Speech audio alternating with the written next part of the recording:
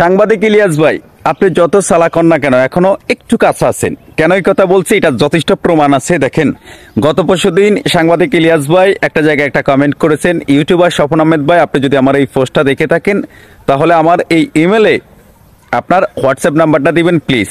তো আমি মনে করছি যে এটা হয়তো কোনো কেউ এডিট কইরা করলো কিনা। আবার স্বপন আহমেদ ভাই তার স্বপন আহমেদ ফেসবুকের একটা হিস্টোরি দিছে যে আমি এটা করতে পারতাম, কিন্তু আমি করি নাই, বিচার আল্লাহর কাছে দিছি। যাই হোক, আমার কাছে কেমন যেন একটা ডাউট ছিল। দেখলাম স্বপন আহমেদ ভাই এটা নিয়ে একটা ভিডিও করছে যে সাংবাদিক ইলিয়াস ভাইয়ের হোয়াটসঅ্যাপ নাম্বারটা কিংবা তার সাথে যোগাযোগ করতে চাচ্ছে।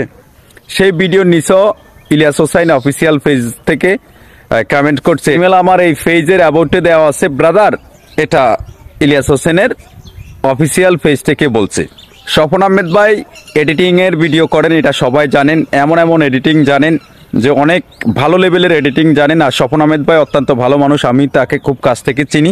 যেহেতু পলিটিক্যাল অনেক নিউজ টিউজ করেন সাংবাদিক ইলিয়াস ভাই, কোনো না কোনো সময় যদি আপনি যে কোনো রাজনৈতিক দলের এমপি মন্ত্রী যে কোনো পার্সনের যারা রাজনীতিবিদ আছে তাদেরকে নিয়ে কোনো ধরনের কোনো কিছু নিউজ করেন, যদি সেটা মানুষের মোটামুটি মনে করে যে না এটা এডিট করছে, ওই করছে, সেই করছে, তখন বলবো যে ওই যে স্বপন আহমেদের সাথে যোগাযোগ করতে চাইছে, স্বপন আহমেদের নাম্বার চাইছে, এর মাধ্যমে কাউরে না কাউরে হয়তো পাঠাইতেছে, এমনটা মনে করব। আপনার হয়তো এটা চিন্তা নাও থাকতে পারে, কারণ আপনি জানেন যে আসলে পরে যেটা হবে সেটা আগে ভাবা দরকার। আপনি চাইলে স্বপন আহমেদের নাম্বারে এইভাবে নেওয়ার কোনো কিছু নেই। স্বপন আহমেদের সাথে আপনি যোগাযোগ করলে অসংখ্য মানুষ স্বপন আহমেদের নাম্বার আপনাকে জোগাড় করে দিত। আবার স্বপন আহমেদ ভাই যদি সাংবাদিক ইলিয়াস ভাইয়ের নাম্বার চাইতেন কারো কাছে, এইভাবে ফেসবুকে এসে ডাকডোল না বাজায়ও তারা গোপনে নিতে পারতেন। হয়তো এখন এই ব্যাপারটা সোশ্যাল মিডিয়াতে ভাইরাল না, কেউ হয়তো তেমন একটা অবগত না, হয়তো কিছু সংখ্যক মানুষ জানে, তার জন্য হয়তো চুপচাপও থাকতে পারে। যখন দেখবেন পুরো বাংলাদেশে এটা নিয়ে একটা আলোড়ন সৃষ্টি হয়েছে, তখন হয়তো বলবে আমার ফেসটা হয়তো হ্যাক হয়েছে কিংবা আমার অ্যাডমিনে এটা লেখছে, সে সময় হয়তো অন্য ধরনের মোটর হইতে পারে, এটা বলতে পারে, স্বাভাবিক। তো দেখেন, আপনারা যদি মনে করেন যে না এটা নিয়ে একটা প্রতিক্রিয়া করা দরকার, কোনো না কোনো এটা রিপ্লাই দেওয়া দরকার, কিছু বলা দরকার, এখনই বলেন।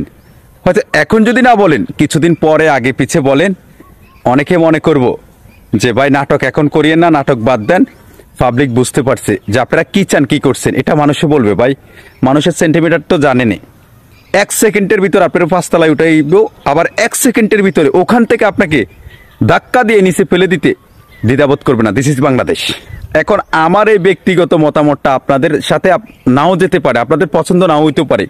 আমি এজন্য বলছি, কোনো না কোনো সময় দেখবেন সাংবাদিক ইলিয়াস হোসেন ভাই যদি কোনো নিউজ করে রাজনীতিবিদকে নিয়ে, কোনো ধরনের যদি মনে করে যে এখানে এডিট আছে, কোনো কাটশিট করছে, তখনই মনে করবো না এটা রিয়েল না, কারণ এটা স্বপন আহমেদ ভাইয়েরা, তাই উনি মনে হয় এডিট করাইছে, এইভাবেই বলবে। দেখবেন আমরা বাঙালি তো, আমি এই কথা বলতাম না। আমি স্বপন আহমেদ ভাইকে অত্যন্ত ভালোবাসি, ওনাকে কাছ থেকে চিনি, উনি অত্যন্ত ভালো মানুষ। আমি চাই না স্বপন আহমেদ ভাই কোনোদিন বিপদে পড়ুক, এটা আমি কোনোদিন চাই না। এই দেশে যারা রাজনীতি করেন কেউ না কেউ থাকবেন, আসবেন, যাইবেন, হয়তো আমাদের মতো সাধারণ মানুষ যে নির্যাতন নিপীড়নের শিকার হব, এটা কোনোদিন ফিরে পাবো না। শুধু আমার একটা কথাই বলার জন্য আজকে আমি এই ভিডিও করছি যে আপনারা চাইলে এইভাবে একজনে যোগাযোগ করার জন্য ফেসবুকে ডাকডোল না বাজায়ও আপনারা গোপনে অনেক কিছু করতে পারতেন, কিন্তু সেটা করেন না। কেন করেন না একমাত্র আপনারা ভালো জানেন। হয়তো স্বপন আহমেদ ভাইকে নিয়ে উনি এটা করছে, স্বপন আহমেদ ভাইয়ের কাছেও ভালো লাগছে, হয়তো স্বপন আহমেদ ভাইয়ের অনেক ভালো কাজ করেন, সেটা দেখো সাংবাদিক ইলিয়াস হোসেন ভাইয়ের কাছে ভালো লাগছে। সাংবাদিক ইলিয়াস হোসেন ভাই চাইলে আপনি অন্যভাবে নিতে পারতেন, কিন্তু সেটা কেন করেন না একমাত্র আপনি ভালো জানেন। এই ভিডিওটি সবাই একটু বেশি বেশি শেয়ার করবেন, যাতে করে আপনার একটা শেয়ারের মাধ্যমে স্বপন আহমেদ কিংবা সাংবাদিক ইলিয়াস হোসেনের দৃষ্টিতে পড়ে, তিনি যেন দেখে যে আসলে এটা একটা ভুল করে ফেলছে তারা। মানুষ যত চালাক হোক না কেন, কোথাও না কোথাও কোনো জায়গা দিয়ে কাঁচা থাকে, এটা প্রমাণ তারা আবারও দিয়ে দিচ্ছে।